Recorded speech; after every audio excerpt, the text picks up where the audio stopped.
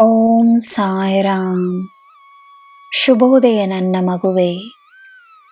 ನಿನಗೆ ಯಾವುದು ಕಷ್ಟವಲ್ಲ, ಅದನ್ನು ನೀನು ಮರೆಯಬೇಡ. ನಿನ್ನ ಉತ್ತಮವಾದ ಜೀವನವನ್ನು ನಾನೇ ಸೃಷ್ಟಿಸುತ್ತಿದ್ದೇನೆ. ನಿನಗೆ ಏನು ನೀಡಬೇಕೋ ನೀಡುತ್ತೇನೆ. ನಿರ್ಗತರಿಗೆ ಸಹಾಯವನ್ನು ಮಾಡು, ಒಳ್ಳೆಯದನ್ನು ಮಾಡಿ ಮರೆತು ಬಿಡು. ಏಕೆಂದರೆ ಈ ಸಾಯಿಗೆ ಎಲ್ಲ ನೆನಪಿರುತ್ತದೆ.